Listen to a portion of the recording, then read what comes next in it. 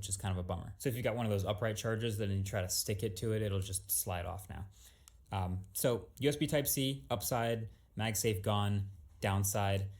I also have noticed, and maybe it's just because they're brand new, but it feels like the magnets holding them into the case are just feels more secure. I think that's a good thing. And this case still works with Apple Watch puck chargers, by the way. Fun fact. This isn't a normal Qi charger at all. It literally only charges Apple Watches and AirPods, but hey, they still do magnetize, so maybe that's worth something. And then for the hidden feature that nobody's mentioned in any of the presentations or keynotes or anything, remember the back of AirPods 3, there was a little pairing button. So if you were manually pairing it to a phone or something like that, you would hit this button. That is gone from the new AirPods 4 case.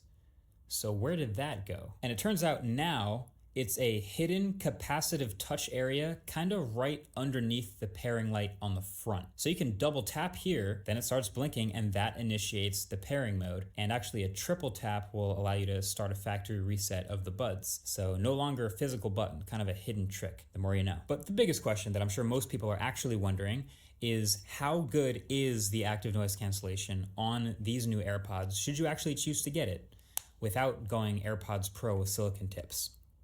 Is it actually good? So my point of reference is going to be AirPods Pro 2. Obviously there's lots of other earbuds that have ANC, but just sound quality, apples for apples wise, that's probably the most direct comparison.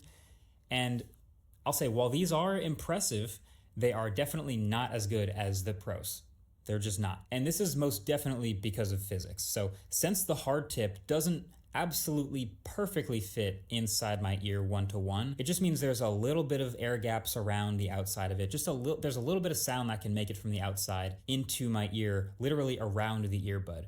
So whether it's white noise or street sounds or voices, the ANC clearly works, and it does a good job of basically lowering the background noise so you can hear whatever you're listening to better, but it's not quite gone. So I feel like if AirPods Pro are like an 8 out of 10 for noise cancellation, just based on how much of the background noise it's removing, these hard-tipped AirPods are around like a 4, maybe 4 or 5.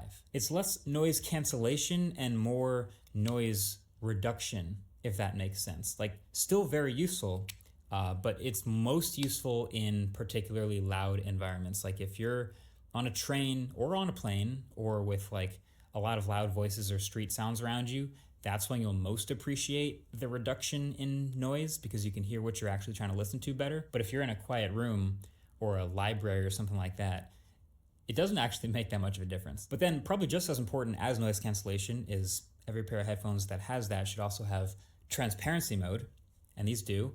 And this might be the best transparency mode I've ever heard on any AirPods. Sounds supernatural, probably